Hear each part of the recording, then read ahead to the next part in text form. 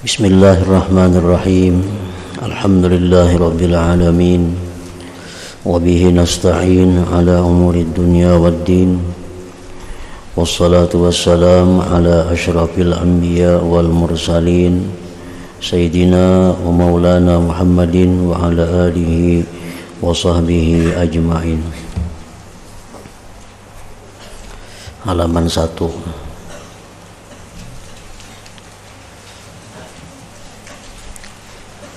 Bismillahirrahmanirrahim.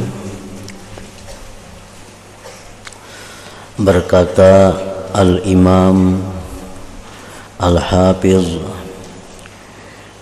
Syekhul Islam Al-Syekh Muhyiddin Abu Zakaria Yahya bin Sharaf An-Nawawi Asy-Syafi'i rahimahullah ta'ala.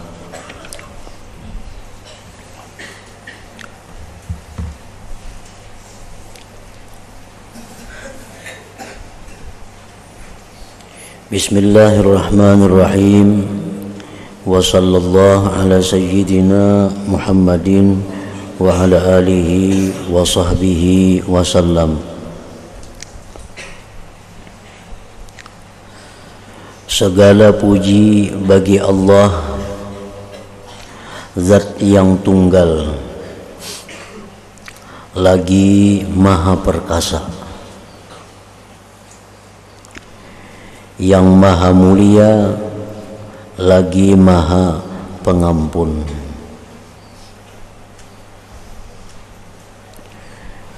Yang menentukan segala keputusan,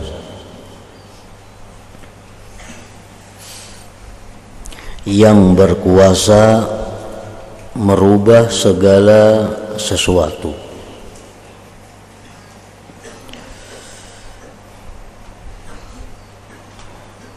yang mengatur pergantian siang dan malam supaya menjadi suatu peringatan bagi orang yang mempunyai hati yang bersih dan penglihatan yang tajam.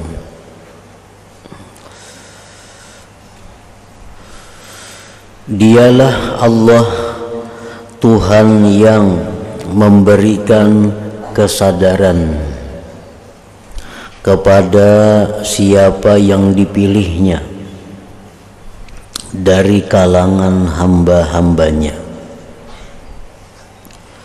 Lalu ia masukkan orang itu ke dalam kumpulan orang-orang pilihan.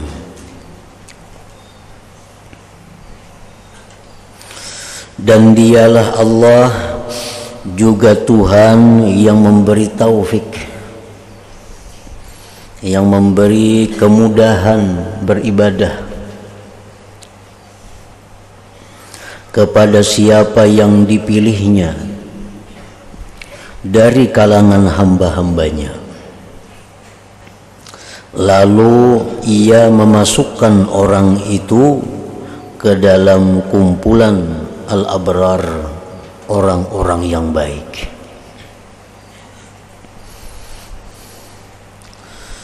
Dan dialah Allah juga Tuhan yang memperlihatkan ilmu hakikat, ilmu yang sebenar-benar ilmu, kepada siapa yang ia kasihi dari kalangan hamba-hambanya. Lalu mereka itu sadar dan menjadi orang yang zuhud di dunia ini.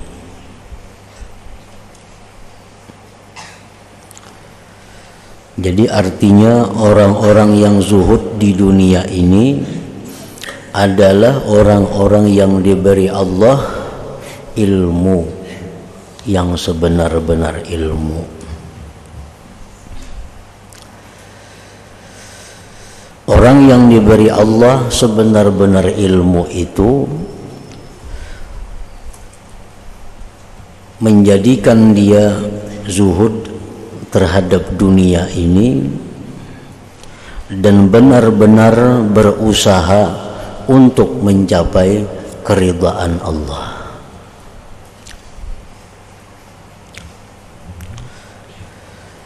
Mereka orang yang diberi ilmu hakikat tadi membuat bekalan, membuat sanggup untuk negeri akhirat dan menjauhi apa-apa yang dimurkai Allah Ta'ala dan menjaga diri daripada terdadah, terhina kepada siksaan Allah Ta'ala.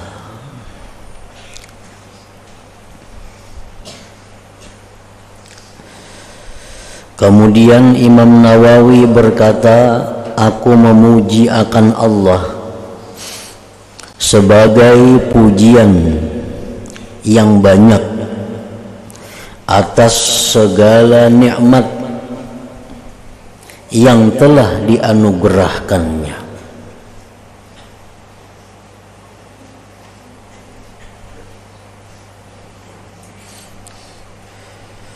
Sebahagian ulama mengatakan yang disebut dengan nikmat itu adalah suatu kebahagiaan yang tidak mendatangkan mudarat sesudahnya.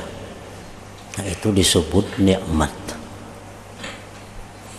Satu kebahagiaan yang tidak mendatangkan mudarat sesudahnya, terutama di akhirat. Nah, kelapangan, kebahagiaan, kekayaan, ilmu, kedudukan, nah itu nikmat apabila kadang mendatangkan kesusahan, kemudaratan di akhirat.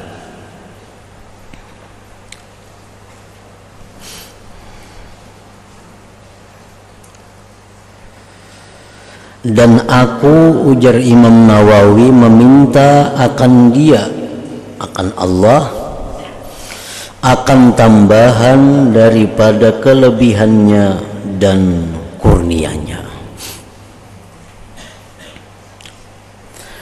Dan aku bersaksi bahwa tiada Tuhan kecuali hanya Allah Ta'ala, sebagai mengakui dengan keesaannya dan sebagai pengakuan yang wajib atas sekalian hambanya, karena hendak menunjukkan ketaatan dan kepatuhan kepadanya Allah.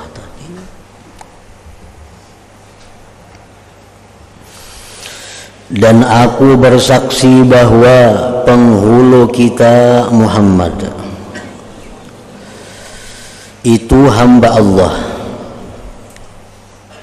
dan Rasulnya, dan juga kekasihnya yang telah dipilih dari kalangan hamba-hambanya.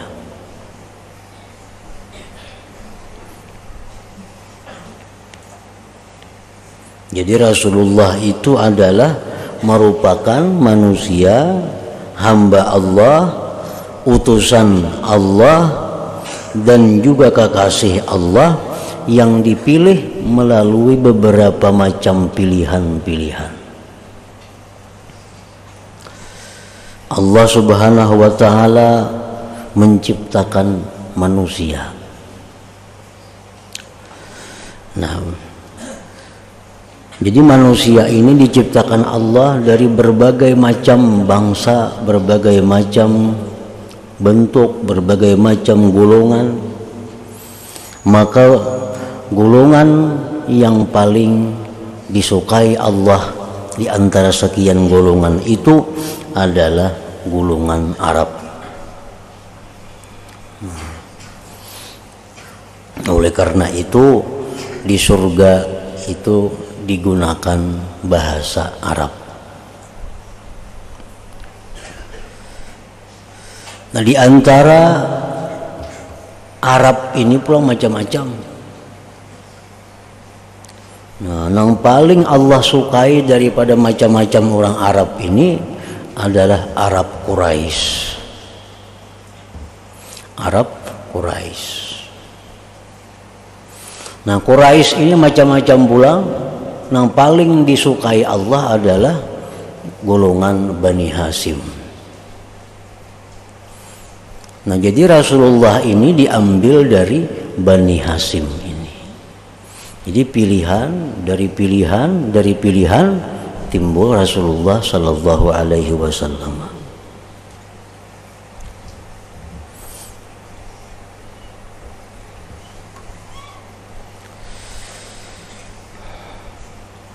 Beliau adalah Rasulullah Sallallahu Alaihi Wasallam, semulia-mulia orang dahulu dan orang yang terkemudian daripada segala makhluknya.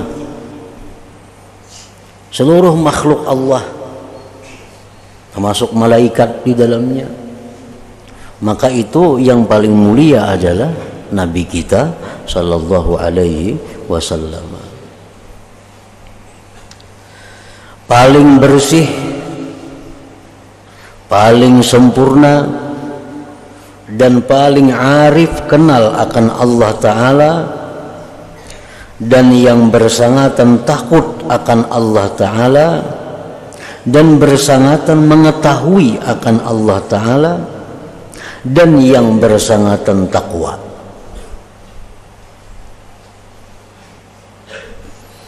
Jadi kalau ditanya siapa orang yang paling takwa kepada Allah, itu adalah tentu Nabi kita Sallallahu Alaihi Wasallam. Siapakah orang yang paling dekat dengan Allah? Tentu jawabannya Nabi kita Sallallahu Alaihi Wasallam. Siapakah orang yang paling kenal dengan Allah?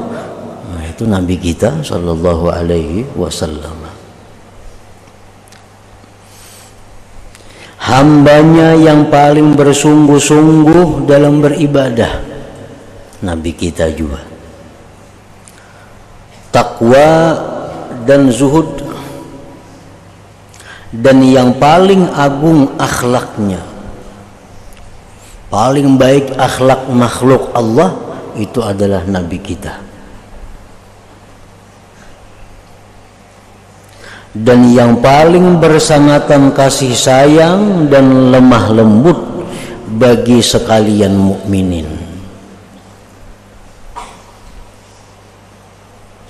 Laqad ja'akum rasulun min anfusikum azizun 'alaihi ma 'anittum harisun 'alaikum bil mu'minin raufur rahim. Laqad ja'akum rasulun min anfusikum, telah datang kepada kamu seorang rasul dari diri kamu sendiri, dari kalangan kamu sendiri, kalangan manusia. Nah, rasul itu bukan dari kalangan malaikat, datang dari kalangan kita sendiri. Azizun alaihi ma'anittum, sulit atas rasul sesuatu yang kamu sulit. Nah, sulit atas rasul sesuatu yang kamu sulit. Oleh karena itu Nabi kita banyak meninggalkan perkara-perkara baik, banyak meninggalkan perkara-perkara mulia. Karena itu beliau takut kalau menyulitkan kepada umatnya. Seperti contohnya bersiwak. Bersiwak itu perkara baik. Kenapa tidak diwajibkan oleh Rasul bersiwak itu? Karena beliau takut itu menyulitkan kepada umat. Lalu beliau kadang mewajibkan siwak itu. Nah, dulu beliau sembahyang Isya itu waktunya 1/3 malam pertama, jam 10-an sembahyang Isya. Nah, tapi Nabi kadang mewajibkan sembahyang Isya di waktu itu jam 10 malam karena takut menyulitkan kepada umat. Nabi kita kadang sembahyang tarawih di bulan Ramadan Kenapa? Karena beliau takut menyulitkan umat kalau itu jadi wajib kepada mereka.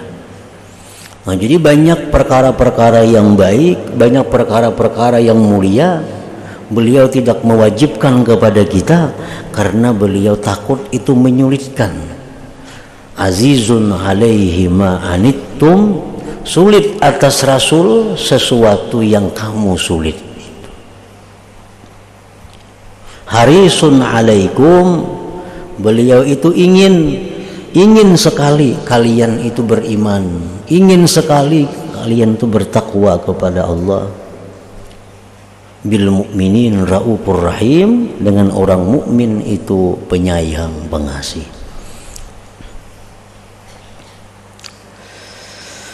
Semoga salawat dan salam sejahtera daripada Allah Ta'ala senantiasa tercucur kepada beliau dan kepada sekalian nabi-nabi dan keluarga mereka serta para sahabat dan pengikut-pengikut mereka sampai ke hari kiamat.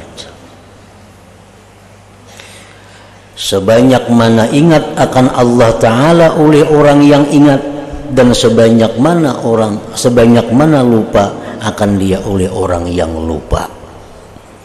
Jadi Imam Nawawi bersalawat kepada Nabi kita sebilangan orang yang ingat kepada Allah dan sebilangan orang yang lupa kepada Allah.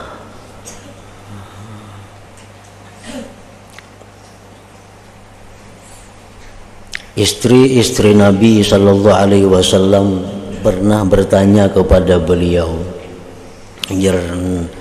ujar bini-bini sidin, wahai Rasulullah, karena di akhirat tuh pian ingat juga lagi lawan kami.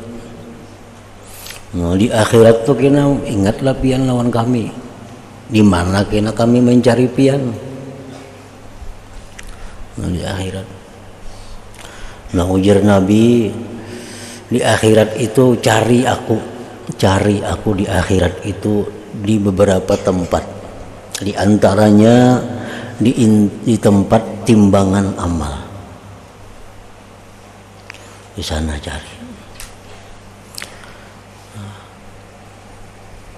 Jadi Nabi kita berada di timbangan amal pada waktu giliran umat beliau ditimbang amal. Nah, Nabi kita itu berdiri di sana melihat, menyaksikan bagaimana amal-amal umatnya itu ditimbang buruk baiknya, dan beliau memberikan syafaat kepada orang-orang yang mana timbangan buruknya itu menang daripada timbangan baiknya. Selama beliau bisa beri syafaat, beliau memberi syafaat. Nah, jadi jar Nabi cari kina aku di akhirat tu intang timbangan amal. Mun aku jar Nabi kadada di situ, cari aku di bintang titian siratal mustaqim.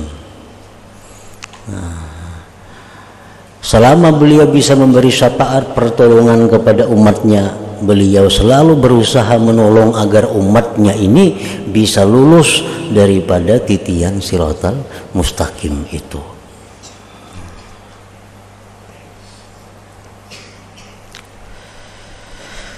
Amma ba'du, adapun selepas itu maka sesungguhnya dunia ini adalah negeri yang akan berakhir dengan kesudahan. Dunia yang kita tempati ini akan berakhir. Apabila itu perkara gaib, hanya Allah yang tahu. Pokoknya dunia ini akan habis pada waktu sampai saatnya. Dunia ini akan hancur pada waktu sampai saatnya, di mana itu hanya Allah yang tahu. Bukan dunia ini negeri yang kekal. Jadi dunianya, harta benda yang ada di dunianya, orang-orang yang ada di dunianya itu berakhir.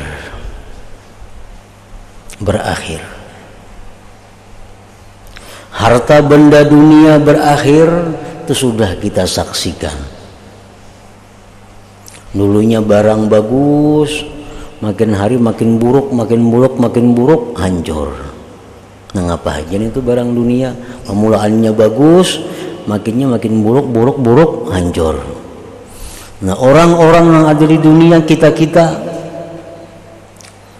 hari demi hari mati. Itu sudah kita saksikan dua perkara itu. Tinggal yang belum kita saksikan lagi hancurnya dunia itu, karena belum sampai waktu yang ditentukan oleh Allah. Yaitulah negeri tempat kita menyeberang saja.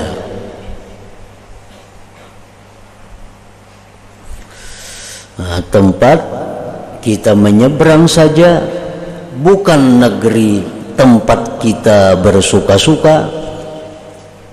Yaitulah juga negeri yang fana, bukan negeri yang baka kekal.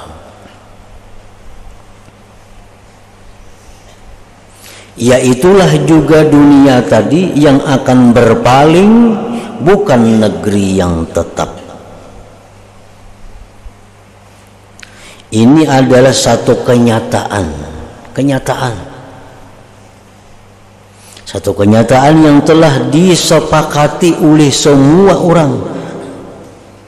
Siapa saja sepakat pada bahwa yang di dunia ini berakhir. Siapa saja, baik orang kafir, baik orang Islam, baik orang nang takwa, baik orang nang kada takwa, sepakat bahwa nang di dunia ini manusianya bakal mati. Kada sepakatnya itu, sepakat semua.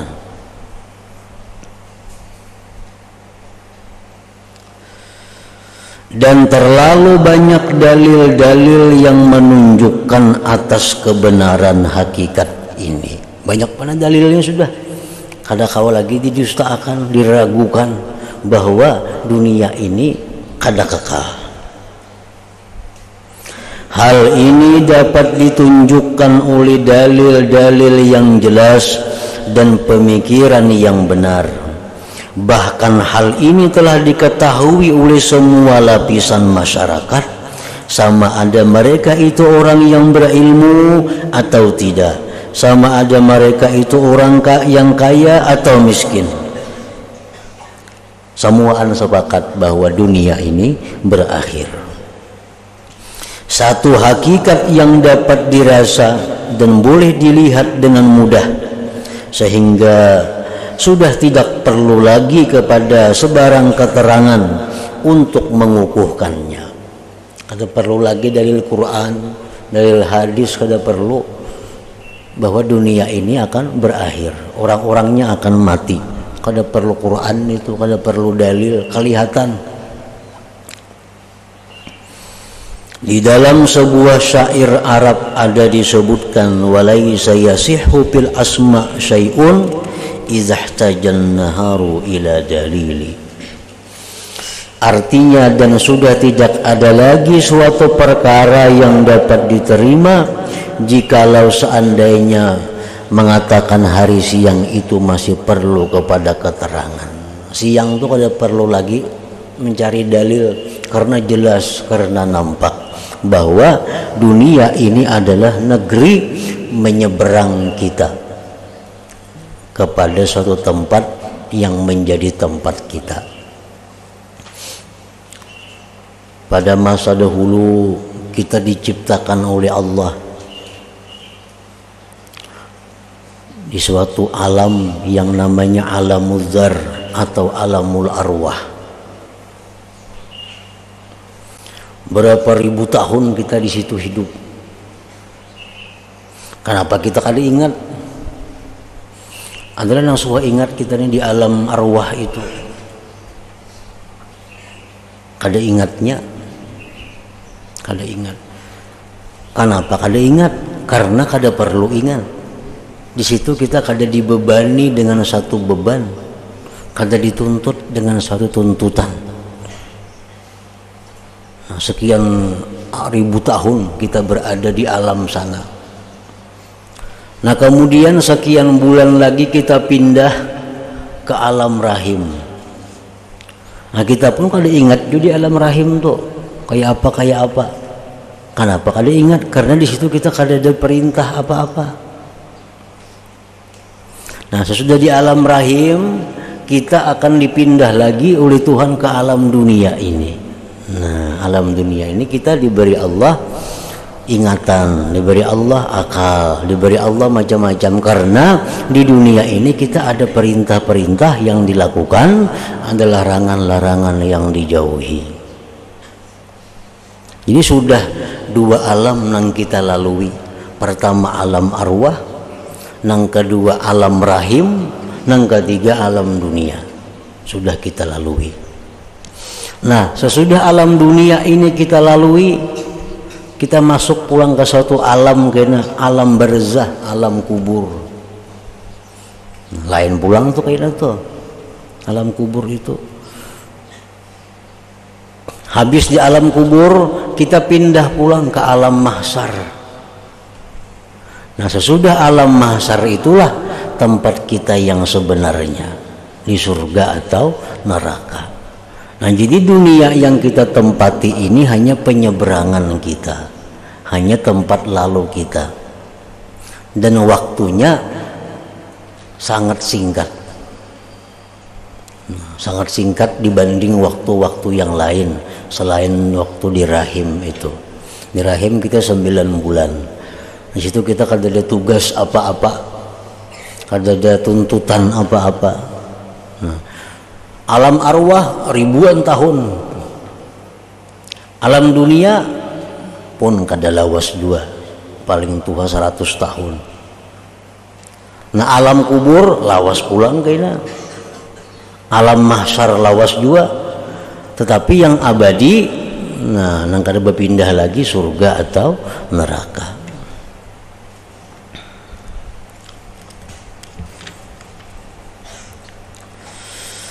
Apabila keadaan dunia seperti apa yang telah kita katakan tadi, dunia berakhir, tunggai kungan orang meninggalkan dunia. Hari ini si Fulan meninggalkan dunia, semalam si Fulan meninggalkan dunia, isuk kena si Fulan pulang satu persatu meninggalkan dunia. Apabila keadaan dunia seperti apa yang telah kita katakan tadi, maka telah datang di dalam Al-Quran Al-Karim amaran, nah, perintah-perintah supaya kita jangan senang dengannya dunia ini. Bila kita senang dengan dunia ini, kita akan susah. Kenapa? Karena pasti kita tinggalkan. Nang paling susah kita berpisah lawan nang disenangi. Makin senang kita kepada dunia, makin sakit mati itu. Makin sayang kepada dunia ini, makin sakit mati. Kenapa? Itu sudah kenyataannya. Bila barang itu kita sayangi, kita berpisah, sakit hati. Makin sayang, berpisah, makin sakit hati lagi. Tapi bila barang yang kita kada sayang, kita berpisah, nyaman. Apalagi barang yang kita kada katuju berpisah lawan kita, makin nyaman lagi. Nah, itulah dunia. Bila kita senang dengan dunia, maka kita meninggalkannya sangat susah.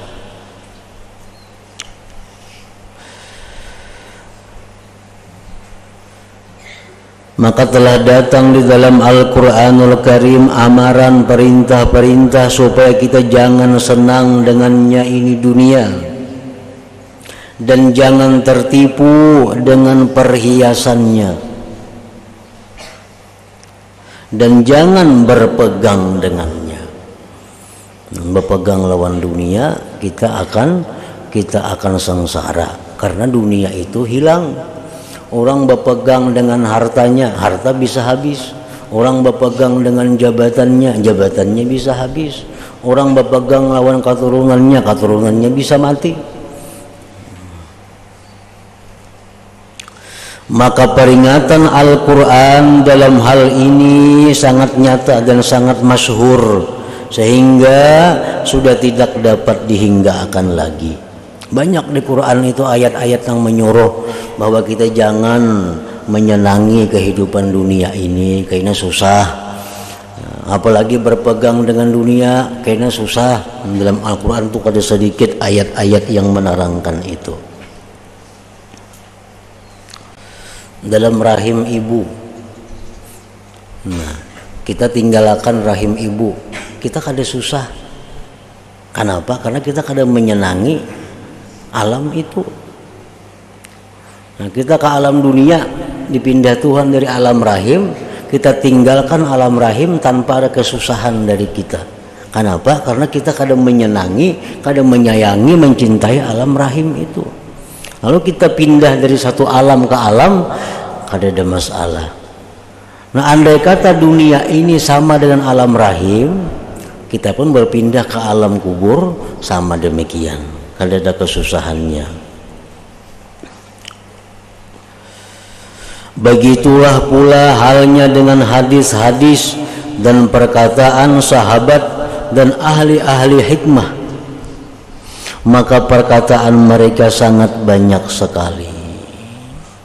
Oleh karena itu, maka orang yang paling berhati-hati, orang yang paling berhati-hati ialah mereka yang memilih jalan kezuhudan di dunia ini.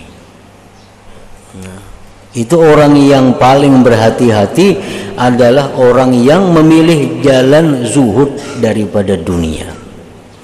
Arti jalan zuhud pada dunia itu apa? Dia ambil dunia hanya untuk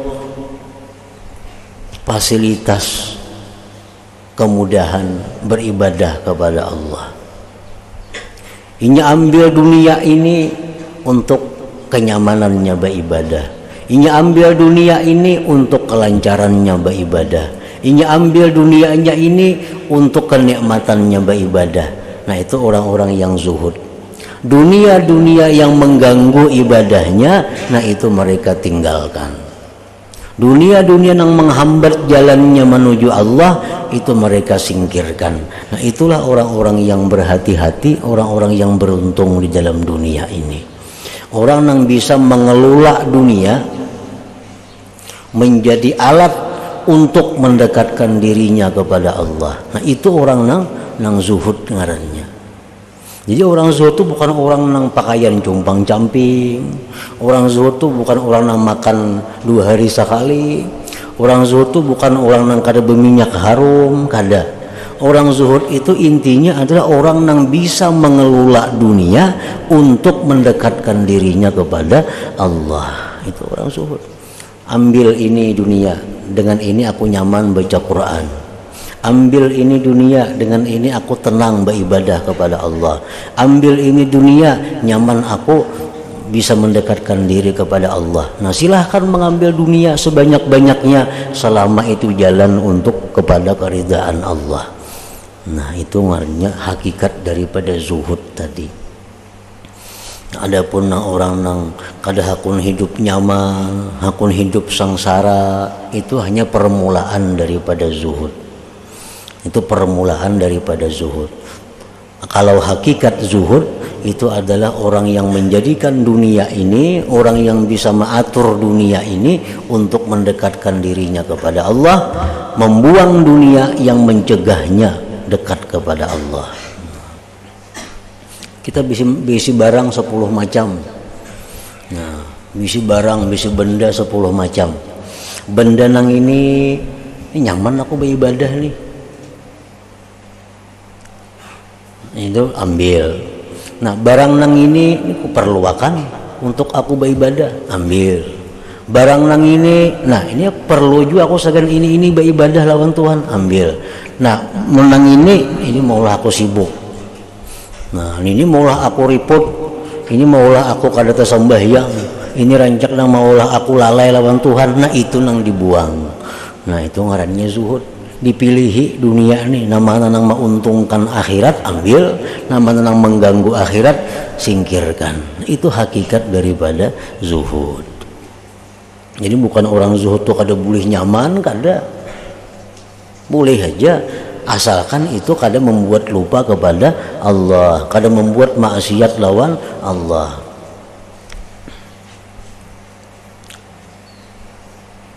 Oleh karena itu maka orang yang paling berhati-hati ialah mereka yang memilih jalan kezuhudan dunia ini, dan merekalah orang yang paling sempurna akalnya. Orang yang paling pintar itu sebenarnya adalah orang yang zuhud, itu orang yang paling pintar. Nah, orang yang memilih hal-hal yang membahayakan itu tentu orang kada pintar. Ini sudah tahu nah, gawian ini maulah aku jadi maksiat, gawian ini maulah aku seringkali lawan Tuhan kada ingat, gawian ini maulah aku kada tersembahyang. Nah gawian itu jangan lagi diingun, jangan lagi gawian itu dipelihara, ditinggalkan. Cari gawian-gawian nang memudahkan kita ingat kepada Allah, cari pekerjaan kita nang selalu bersyukur kepada Allah. Nah itu orang-orang pintar macam itu. Sudah tahu nih ular, sudah tahu nih kala, sudah tahu ini buaya, diparaki juga, diingun juga. Nah itu membahayakan dirinya. Itu orang kada pintar ngarannya. Orang pintar tuh orang yang bisa mengambil barang-barang duniawi yang memberi manfaat lawan dirinya, baik di dunia atau di akhirat. Dan merekalah orang yang paling sempurna akalnya. Nah, seorang ahli syair berkata dalam mensifatkan dunia dengan katanya. Nah, ingat situ dulu.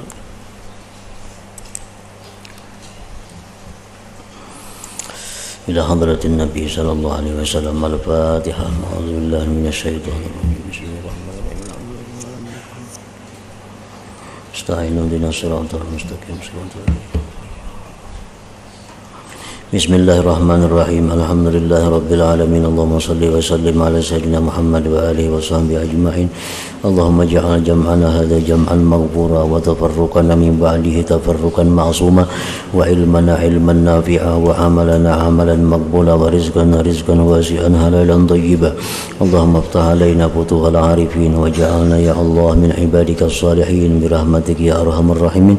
Sallallahu alaihi sayyidina maulana Muhammad wa alihi wa sallam. Alhamdulillah rabbil alamin.